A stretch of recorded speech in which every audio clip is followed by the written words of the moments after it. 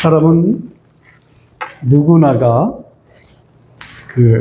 어떤 사람 앞에 서느냐에 따라서 사람의 마음가짐이나 태도가 달라지는 것을 보게 됩니다. 오랫동안 함께 했던 친구, 그 앞에서는 좀 그렇게 마음에 긴장하지 않아도 내가 하는 말이 굳이 틀리더라도 그렇게 아랑곳하지 않지요. 그냥 실수했던 말도 함께 웃으면서 그냥 스쳐 지나갈 수 있습니다. 하지만 내가 마주하는 사람이 법정의 판사라면 어떨까요? 내가 하는 말이 잘못하면 법정에서 불리하게 작용하기도 하고 그 말로 내가 감옥에 갈 수 있다라고 생각된다면 말 한마디 행동 거지가 결코 가볍게 쉽게 내뱉거나 행동할 수는 없을 겁니다. 그거는 그 자리의 무게, 그 사람의 존재의 무게, 이 무게가 크기에 또 내가 그렇게 무겁게 느껴지기 때문에 내 자신을 낮추게 되는 거지요. 신앙도 이런 모습과 비슷합니다. 우리는 사람 앞에서 앞서 소개해드렸던 그런 판사나 이런 사람들 앞에서는 말 한마디, 행동 거지 하나는 조심하는데 하나님 앞에서는 우리의 행동 거지가 어떤가 하는 것을 돌아봐야 합니다. 예배를 드리면서 나는 내가 하나님 앞에 있다 라고 하는 그 사실 앞에 분명한 하나님의 임재의식을 갖고 있는지, 내가 기도할 때에는 하나님의 뜻을 내가 구하기보단 내 생각을 내뱉고 내 뜻을 더 강하게 요구하고 있지는 않는지, 또 말씀을 들을 때는 어떤지 살아계신 하나님의 말씀으로 듣기보단 그동안 들어왔던 말, 익숙했던 사람의 말로 들으며 한 귀로 듣고 흘려보내지는 않는지 우리가 돌아보아야 합니다. 성경은 그렇게 말합니다. 하나님은 사랑이시라. 맞지요? 또 하나님은 은혜의 하나님이다 라고 합니다. 맞습니다. 하지만 성경은 먼저 우리에게 보여주는 하나님의 본질이라고 하는 것은 거룩함입니다. 성경은 하나님에 대하여 말할 때 거룩하다, 거룩하다, 거룩하다 라고 말씀하시며 3번 연속하여서 하나님은 거룩하신 분이다 라고 하는 것을 거듭하여 말합니다. 하나님은 거룩한 분, 한 번만 딱 말해도 되는데 굳이 3번을 언급한 데에는 그만한 이유가 있지 않겠습니까? 그만큼 하나님께서는 거룩하시다라고 하는 거죠. 하나님의 속성 중에, 하나님의 성품 중에 거룩함은 그분의 성품 중에 하나임에는 틀림이 없어요.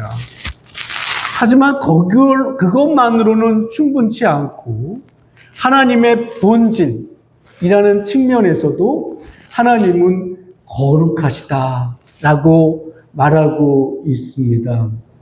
그러하기에 하나님은 본질적으로 거룩하신 분이구나 하는 것을 우리가 바라보아야 하는 겁니다. 지난 시간에 우리는 언약궤가 블레셋에 있으면서 어떤 일을 겪었는지 하는 것을 살폈습니다. 언약궤가 그 땅에 포로로 끌려갔지요. 전리품으로 완전히 신세가 처량하게 되었습니다. 사람들에게 마치 동물원의 원숭이처럼 이 언약궤는 사람들에게 조롱거리, 비웃음거리, 그냥 구경거리로 전락하고 말았던 겁니다. 그래서 이 언약궤에 대한 소유권자는 블레셋, 그것도 블레셋의 왕의 것으로 여겼겠지요. 근데 알고 보니까 그 땅에서 일어났던 수많은 일들은 하나님께서 포로로 끌려간 것이 아니라, 달리 말해 전리품의 신세가 아니라 하나님의 실질적으로 그 땅 가운데에서 역사하신 주권자, 왕이었다라고 하는 사실입니다. 그들은 자기네가 마음대로 언약궤를 좌지우지할 거라고 여겼지만 그 언약궤가 머문 곳 가운데에서 질병과 유행병이, 전염병이 돌아서 사람들이, 무수히 많은 사람들이 죽어나가고 그들이 아우성을 쳤습니다. 제발 이 언약궤를 옮겨달라고. 그들도 어찌할 수 없었던 거지요. 그 말은 하나님께서 그 땅 가운데에 포로로 끌려가는 것처럼 사람들은 보였으나 실질적으로는 하나님께서 정말 왕이셨다 하는 사실을 보여주고 있었던 것입니다. 다곤이 엎드러졌습니다. 우상은 무너졌고 블레셋은 그 하나님의 손 앞에서 벌벌 떨었으니까요. 그리고 나서 이 언약궤가 벳세메스로 돌아왔습니다.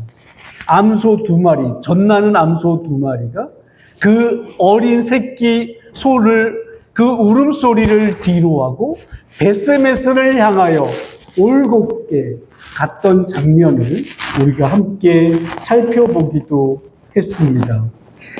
그리고 사람들은 이제 추수하던 손을 멈추며 하나님께서 벳세메스로 언약궤를 이끌고 오시면서 사람들은 번제를 드리며 기쁨으로 하나님을 예배했습니다. 그렇게 하여 모든 것들이 정상으로 돌아오는 줄 알았습니다. 근데 성경은 어떻게 보면 기쁨의 가장 클라이막스일 것 같은 그 상황 속에서 두려움이 들어오기 시작합니다. 찬양이 멈추고요. 웃음이 사라집니다. 그리고 한 목소리가 터져 나옵니다. 20절에서 그렇게 말합니다. 이 거룩하신 하나님 여호와 앞에 누가 능히 서리요? 라고 말이지요. 이 말은 벳세메스 사람들이 언약궤를 이제 모시면서 내뱉는 그들의 감탄과 함성과 아우성이었던 겁니다. 사실 하나님이 거룩한 분이시오, 그분 앞에 누가 서물 수 있습니까? 라고 하는 이 부르짖음은 이 벳세메스 사람들만의 부르짖음이 아닌 성경에서 모든 사람들의 울부짖음이었습니다. 아담은 하나님께 범죄하고 난 이후에 낯을 피하여 숨었어요. 왜 그랬을까요? 그 거룩하신 하나님 앞에 자기의 죄가 너무나도 이제 죽었다. 그 거룩하신 하나님 앞에 범죄하고 난 이후에 본인이 돌아본 거지요. 이사야는 하나님의 영광 앞에서 말합니다. 망하게 되었고. 하나님의 영광을 보고 나니 와, 나 같은 존재는 정말 벌레만도 못한 존재구나 하는 것을 발견하는 겁니다. 거룩하신 하나님을 가까이 할수록, 만날수록 하나님은 먼저 우리 자기 자신들의 죄악을 발견하게 됩니다. 와, 나는 이제 어떻게 하지? 나는 이제 큰일 났구나, 죽었구나. 그 거룩하신 하나님을 배웠으니 어떻게 할까 하는 생각을 하게 되는 것이에요. 거룩하신 하나님을 발견하면 내 숨겨진 죄가 드러나거든요. 그리고 내가 그동안 의롭다고 여겼던 나의 마음이 무너지기도 하는 겁니다. 그래서 오늘 본문은 그래서 그런 면에서 이렇게 말하는 겁니다. 죄인이 어떻게 하나님 앞에 설 수 있는가? 라고 묻는 겁니다. 성경은 이 질문을 복음으로 대답합니다. 이 질문은 벳세메스 사건을 통해서 이제 매우 생생한 현실로 드러나고 있어요. 그리고 여기에는 한 가지 문제가 있습니다. 바로 익숙함이라고 하는 것이에요. 익숙함이라고 하는 것은 신앙에서 가장 위험한 상태를 가리킵니다. 왜냐? 낯선 것을 볼 때는 우리는 긴장을 하게 돼요. 하지만 익숙한 것 앞에서는 우리는 좀 이렇게 편안함을 느끼게 됩니다. 신앙도 그렇거든요. 벳세메스 사람들에게 언약궤가 그런 것이었습니다. 하나님의 임재를 상징하는 이 언약궤. 이것을 볼 때 처음은 그들은 이 언약궤를 어떻게 봤을까요? 두렵고 떨리는 자세로 봤겠죠. 근데 이게 익숙해진 겁니다. 하나님의 임재를 상징한다 그랬어요. 상징하는 것을 보았지만 이제 이들은 그것을 그저 종교적 물건 취급하듯 이 언약궤를 대한 겁니다. 그래서 그들은 언약궤를 대하면서 하나님을 떠올리기보단, 하나님을 경외하기보단 자신의 호기심을 앞세우게 됩니다. 하나님을 경외하는 마음을 잃게 되면요, 거룩한 것도 익숙한 것으로 바꿔버리게 돼요.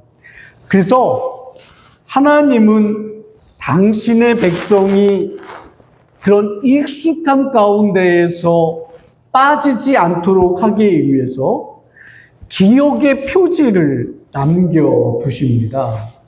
그 가운데에서 오늘 본문을 보면 그 가운데 하나가 언약궤를 올려놓았던 그 큰 돌이라고 하는 것이에요. 그래서 하나님은 언약궤를 올려놓았던 큰 돌까지 기록하게 합니다. 이거는 언약궤를 올려놓았던 큰 돌이야 라고 말이지요. 그래서 성경에 그 큰 돌이 오늘까지 있더라 라고 이렇게 말하고 있어요. 큰 돌조차 하나님이 기록하게 하셔서 이게 사소한 돌이 아닌 하나님의 역사요, 하나님의 뜻이 드러나는 그 일이다라고 하는 것을 알려주는 거예요. 그 돌이 대단한 능력이 있어서 그것을 말하고 있는 것은 아니에요. 그 돌은 하나님의 역사하신 그 기억의 자리이기 때문에 이것을 기억하도록 하게 하신 거예요. 하나님은 하나님이 행하신 일들을 잊지 말라 하는 것을 거듭하여 말씀합니다. 사람은 수없이 잊어버려요.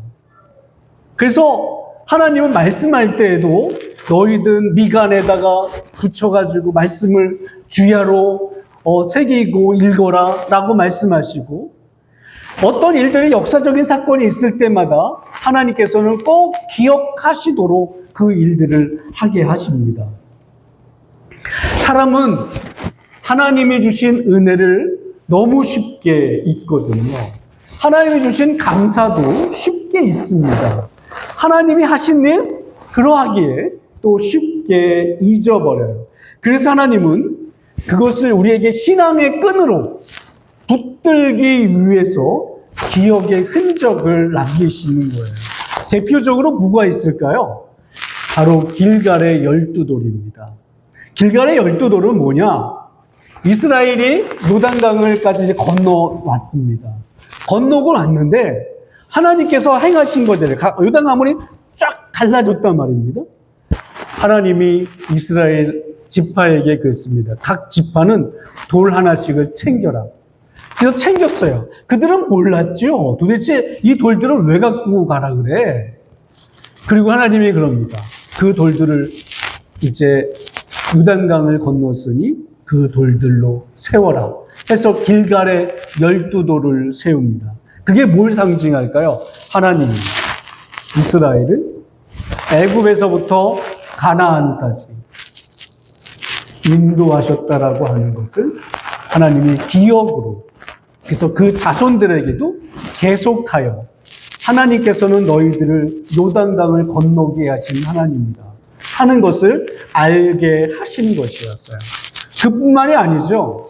이스라엘이 이제 미디안과의 전쟁을 하면서 무리바에서 그들이 이제 에벤에셀의 비석을 세웁니다. 그래서 하나님이 이기게 하신 그 하나님을 향하여 비석을 세우면서 그들이 외치지요. 에베네셀. 무슨 뜻이죠? 무슨 뜻이죠? 크게 말씀해 주세요. 무슨 뜻이죠? 예.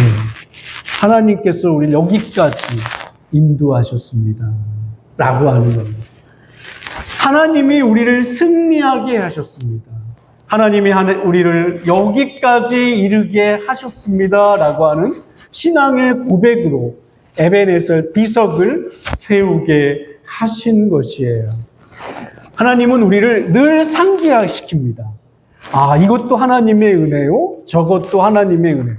하나님과 그런 면에서 추억이 많은 사람들, 하나님에 대한 기억이 많은 사람이 신앙이 좋은 사람이에요. 목소리 큰 사람이 신앙이 좋은 사람 아닙니다. 찬양할 때 손을 들어 찬양하는 사람이 신앙이 좋은 사람이 아닙니다. 신앙이 좋아 보이죠? 물론 귀합니다. 하지만 진짜 신앙이 좋은 사람은 내면이 하나님과 추억이 많고 하나님 없이는 절대로 살 수 없으며 하나님의 말씀 가운데 살아가는 사람이 신앙이 좋은 사람이에요. 그래서 내가 열받았을 때에도 신경질 가운데 가득 차도 하나님의 말씀을 갖다 대면 그 말씀에 순종하는 사람, 그 사람이 신앙이 좋은 사람인 것입니다. 오늘 우리에게도 마찬가지예요. 십자가 그렇고 하나님께서 구원하신 상징입니다. 은혜의 표지인 것이요. 우리가 드리는 이 주일 예배 또한 마찬가지입니다.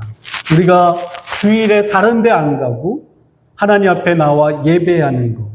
그래서 우리가 저 사람은 크리스찬이지 하는 것을 나타내는 그러한 모습인 것이지요. 그런 면에서 주일 예배를 드린다는 건 단순한 종교 행사가 아니에요. 무뎌진 우리 마음을 다시 깨우는 기억의 자리가 주님 앞에 나온 예배, 주일 예배다라고 말할 수 있는 겁니다. 하나님은 여전히 거룩하시다라고 하는 거, 하나님은 지금도 살아계시다라고 하는 거, 이 사실을 다시 붙드는 게 은혜의 표지인 것이거든요. 근데 이제 이 베세메스 이 사람들이 하나님의 역사의 표지라고 하는 이 언약궤를 보았습니다. 근데 표지가 가리키는 것은 하나님이에요. 근데 그 하나님은 그들이 보지를 못한 겁니다.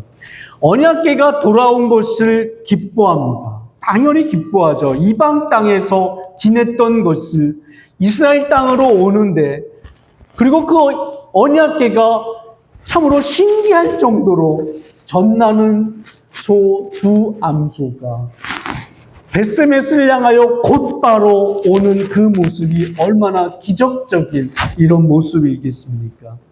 신앙의 사람이라면 그 장면을 결코 잊을 수가 없을 것이에요. 근데 이들이 이 거룩하신 하나님을 상징하는 언약궤가 들어오는 상황 속에서 이 언약궤를 어떻게 맞이해야 되며 하나님을 어떻게 경배해야 되는지에 대하여 이들은 잊었습니다. 잊어버렸다라고 하는 것이 이게 문제인 거죠. 그 시대가 어떤 시대를 거쳤죠? 사사시대를 거쳤습니다.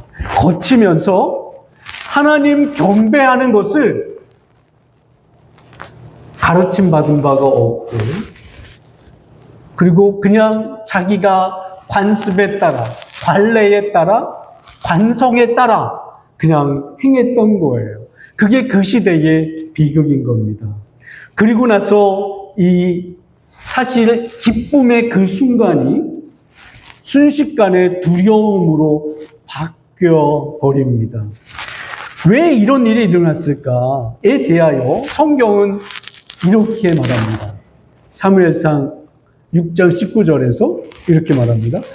하나님이 베세메스 사람들이 여호와의 궤를 들여다본 까닭에 그들을 치사 5만 70명을 죽이신지라. 여호와께서 백성을 쳐서 크게 살육하셨으므로 백성이 슬피 울었더라 라고 말씀합니다.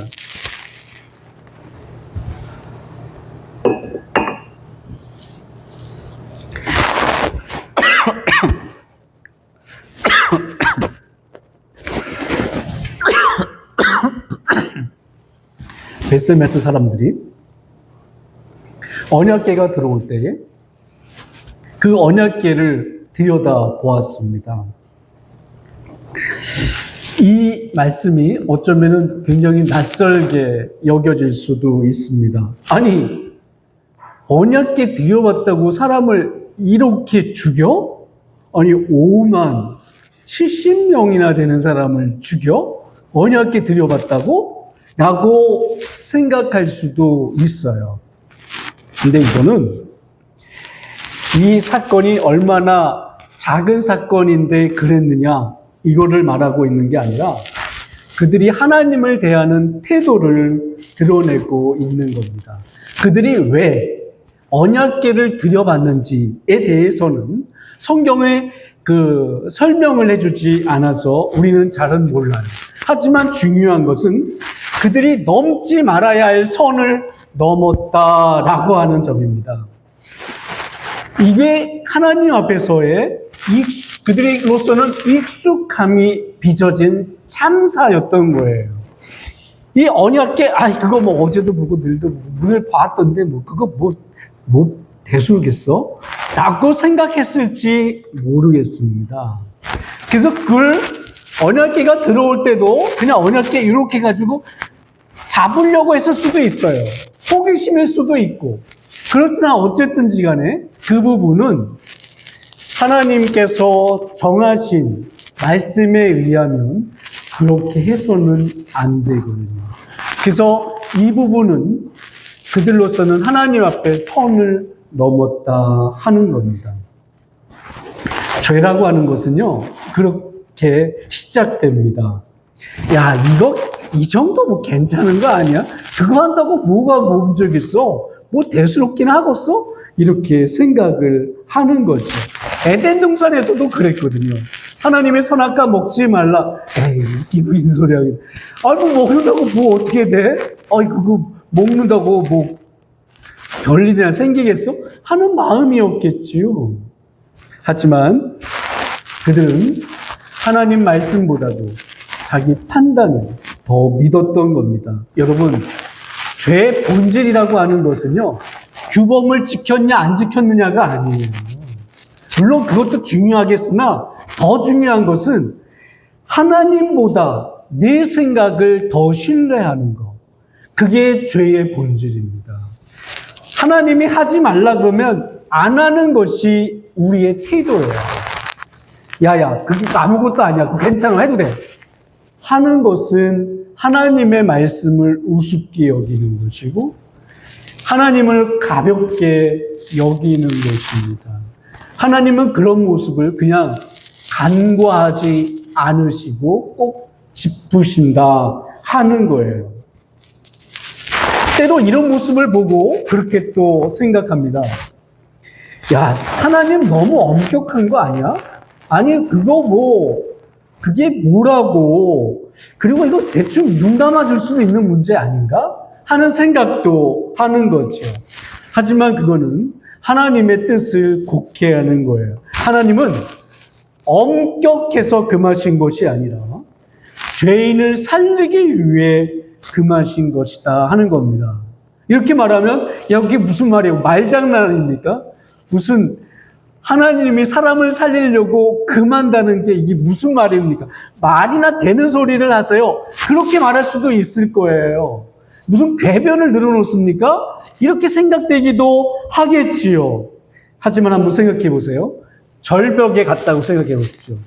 절벽을 우리가 갔는데 절벽에 거기에 이런 안전 난간을 설치했습니다. 그게 왜 난 거죠? 거기 넘어가지 마. 넘어가면 다쳐. 하는 것이 절벽에 세운 안전 난간입니다. 근데 그 안전 난간은 그 사람의 행동을 제한하기 위한 거예요.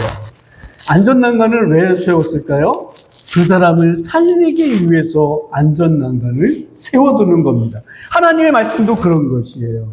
하지 말라라고 하는 명령은 자유를 제한하려고 하는 것이 아니라 생명을 보호하는 울타리다라고 하는 겁니다. 그런 면에 하나님께서 말씀하시는 이 거룩함은 하나님을 위한 장벽이 아니라 죄인을 위한 생명의 경계선과 같은 것이에요. 근데 인간은 언제나 하지 말라 그러면 더 하고 싶어 해요.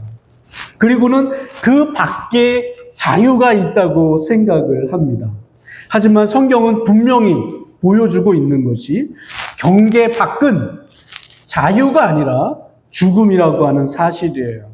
그래서 같은 언약궤가 들어올 때 누군가에게서는 기쁨이요 축제였지만 또 어떤 사람에게는 그 사실이 심판이 되는 겁니다. 이 차이는 어디서 온 것일까요? 언약궤를 대하는 사람의 태도에 달려 있는 겁니다. 그 사람의 마음에 달려 있는 거예요. 오늘 우리의 예배도 그렇습니다. 우리가 여러 사람이 앉아서 하나님 앞에 같은 예배를 드리지만 또 같은 말씀을 듣지만 어떤 사람은 심령이 회복되기도 하고 어떤 사람은 더 마음이 굳어져 있기도 합니다. 왜 그럴까요? 말씀의 능력이 없어서 그렇지는 않아요. 그 사람은 예배가 그냥 습관으로 끝났기 때문일 수도 있습니다. 이 자리가 거룩하신 하나님의 자리다라고 하는 인식이 적어서 그럴 수 있습니다. 그러기에 우리의 마음이 하나님 앞에 열려 있느냐 하는 것이 중요한 것이에요. 이 질문 앞에서 베스메스 사람들은 이제 이렇게 외칩니다. 이 거룩하신 하나님 앞에 누가 능히 서리요? 누가 이 거룩하신 하나님 앞에 이제 우리는 그래가지고 죽어나가는 이 상황 속에서 누가 서리요? 이 질문에 성경은 복음으로 대답합니다. 하나님의 거룩은 죄를 낱낱이 고발해요. 하나님의 사랑은 죄 지은 이 모든 사람을 포기하지 않습니다. 다시 한번요. 하나님의 거룩함은 죄를 낱낱이 드러냅니다. 그래서 우리가 얼마나 죄인인가 하는 것이 낱낱이 밝혀집니다. 반면에 그 하나님의 사랑은 죄 지은 우리 죄인을 포기하지 않으신다 하는 사실을 보여줍니다. 그 하나님은 우리에게 한 길을 여신 것이에요. 한 면에서는 거룩함으로 우리의 죄를 고발하고 하나님의 사랑으로 포기하지 않는다는 것을 보여주심으로 인하여서 우리에게 희망을, 우리에게 소망을 주십니다. 그게 바로 예수 그리스도의 십자가인 것이에요. 십자가는 죄를 죄로 묻지 않고 사랑으로 품으신다는 하나님의 사랑인 것입니다.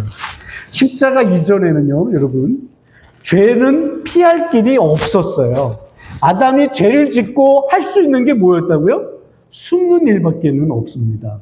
하나님의 낯을 피해서 하나님이 부를 때 그냥 모른 척 하는 거, 그것이 전부입니다. 이사야는 하나님의 영광 앞에서 뭐라 그랬죠? 화로다, 나는 망하게 되었다 라고 하는 외치는 그 소리밖에는 없습니다. 자신의 죄인됨을 발견하고요, 이제 나는 끝장났다 라고 소리치는 것밖에는 없습니다. 베드로는 예수님 앞에 엎드렸습니다. 언제요? 갈릴리 가다에서 고기를 못 잡고 있었을 때 예수님께서 깊은 데 들어가서 고기를 잡아라 라고 했더니 그 말씀에 의지하여 고기를 잡았습니다. 그랬더니 바다 그러면은 자기 손에서 갖고 놀던 이 베드로가 한 마리 물고기도 못 잡았는데 어부도 아니셨던 예수님, 그분이 잡으라 하여 그 말에 의지하여 잡았더니만 그분 앞에서 자기가 죄인됨을 발견합니다. 그리고는 그가 외칩니다. 주여, 나를 떠나소서. 나는 죄인이로소이다. 라고 말하는 거예요. 자신의 죄성을 발견하는 겁니다. 하나님의 그 거룩하심을 발견하고 나면 내가 얼마나 처절하게 못난 인간인가 라고 하는 죄성만 발견하게 되거든요. 숨겨졌던 죄가 드러나고 감추었던 교만이요 드러나는 것입니다. 그래서 이 벳세메스 사람들도 그 하나님의 그 거룩하신 앞에서 이제 더 가까이 나아가지 못합니다.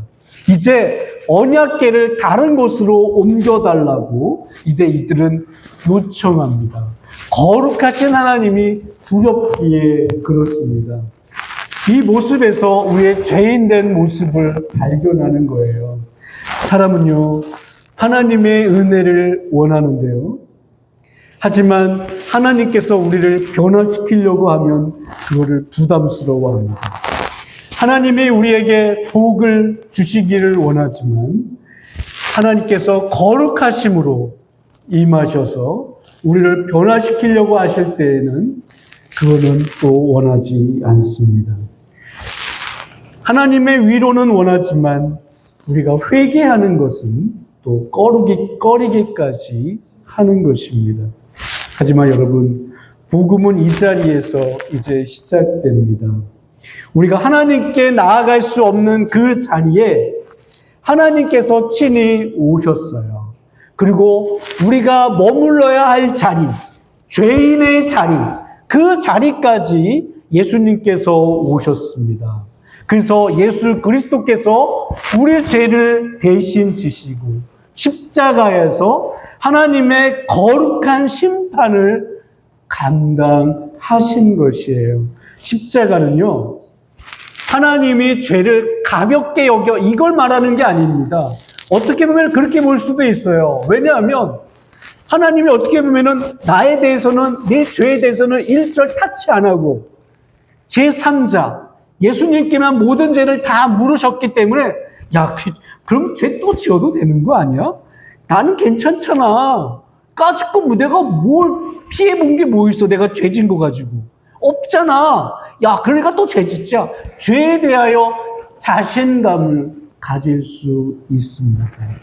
하지만 하나님은 예수 그리스도의 십자가를 통하여 보여주시는 것이 그럴 수 없다는 것입니다. 로마서에서 계속 말하고 있는 게 뭡니까? 우리가 그럴 수 없느니라. 죄에 대하여 죽은 우리가 어찌 다시 죄를 지으리요? 라고 외치는 것이 성경의 말씀인 것입니다. 그러하기에 이제 우리는 하나님께서 우리를 심판하셨던 그 자리에서 구원받으며 우리를 포기하지 않으신다라고 하는 그 자리 또한 예수 그리스도의 십자가를 통하여 확보한 것입니다. 하나님이 우리를 얼마나 사랑하시는지, 하나님께서 내 자리에 누구를 앉히셨다고요? 내가 죽음의 자리에 예수님을 앉히셨다고요. 그리고 내가 처형당할 그 자리에 누가 처형당하셨다고요? 예수님이 처형당하셨다고요. 그러면서 그럽니다. 내가 널 이렇게 사랑해. 하나님의 말씀입니다. 내가 내 독생자를 죽이면서까지 내가 널 샀어. 그것이 하나님이 우리를 향한 외치심입니다. 그만큼 우리가 가치 있고 귀중하다라고 여기시는 것이 하나님의 마음입니다. 하나님은요, 거룩함이라고 하는 것은 타협하지 않으세요. 그러면서 하나님은 우리를 향한 사랑 또한 포기하지 않으십니다. 그것이 뭘로 임하였다고요? 십자가로 임했다 하는 겁니다. 그런 면에 십자가는 하나님의 공의와 하나님의 사랑이 충돌하는 자리입니다. 뭐 어떻게 말이 안 돼요. 굉장히 역설적이지 않습니까? 하나님의 공의가 임하고 하나님의 사랑이 한 자리에 동시에 일어난다라고 하는 것은 그러나 십자가가 그것을 이룬 것입니다. 하나님께서 온전히 우리를 구원의 자리로 맺고 연결하신 것이 바로 십자가인 것이에요. 그래서 히브리서는 이제 이렇게 선포합니다. 10장 19절에서 그러므로 형제들아 우리가 예수의 피를 힘입어 성소에 들어갈 담력을 얻었나니 라고 말씀하고 있어요. 이 말은요, 베스메스 사람들이 누가 능히 서리오 그 물음 앞에 이제 대답하는 겁니다. 예수 그리스도를 의지하는 사람만이 설 수 있다라고 합니다. 그거는 바로 우리의 자격 때문이 아니라 예수 그리스도 그분께서 우리의 자리에 임하셨기 때문이다라고 하는 겁니다. 예수 그리스도께서 우리 죄를 대신 지셨기에 이제 우리가 은혜로 하나님 그 거룩하신 하나님 앞에 나아갈 담력을 자격을 얻게 되었다라고 말씀하고 있는 것이에요. 사랑하는 성도 여러분, 이제 하나님 앞에 나아가는 데에는 두려움으로 물러서는 것이 아니라 하나님 앞에 십자가를 의지하며 담대히 나아가시기 바랍니다. 이제 오직 예수 그리스도를 힘입어서 거룩한 하나님께 나아갈 수 있는 길이 열렸다라고 말씀합니다. 그래서 우리는 우리의 의로 하나님 앞에 나아갈 수 있는 사람이 아니고요. 오직 예수 그리스도의 십자가를 붙들고 서는 사람들입니다. 이제 마지막 증언은 이렇게 말합니다. 앞전에 그렇게 얘기했다 그랬어요. 누가 거룩하신 하나님 앞에 나아갈 수 있으리요? 라고 얘기하면서 앞전에 소개했던 아담, 이사야, 베드로 이들이 그 거룩하신 하나님 앞에 자신의 죄성만을 발견하고 와 나는 죄인이로소이다 라고 외쳤던 그들이었는데 이제 성경 계시록에서는 이렇게 말합니다.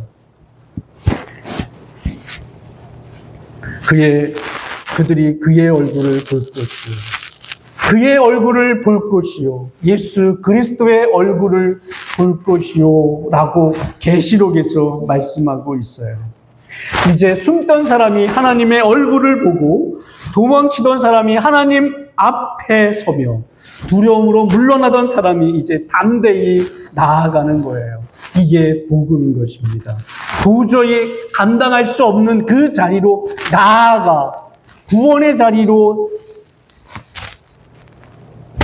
얻고 구원을 획득하는 그런 자리로 나아갈 수 있는 자격을 얻게 된 것입니다. 여러분, 이제 하나님을 익숙한 분으로 만들지 마십시오.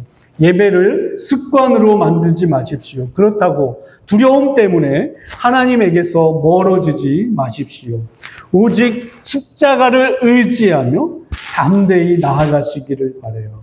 거룩하신 하나님은요, 이제 두려움의 하나님이 아니라 예수 그리스도 안에서 가장 안전한 자리에 계시는 하나님이신 것입니다. 그 은혜 안에서 하나님을 더욱 경외하면서도 또 동시에 더 깊이 사랑하며 살아가시기를 바랍니다. 그래서 주님의 사람들로 여러분들이 서 있는 자리가 어디가 되었든 익숙함은 버리고 두려움도 버려서 우리를 향하여 사랑의 손을 내미신 그 십자가의 사랑을 바라보며 여러분이 오직 예수 그리스도의 사람으로 살아가시기를 주님 이름으로 축원합니다. 기도하시죠.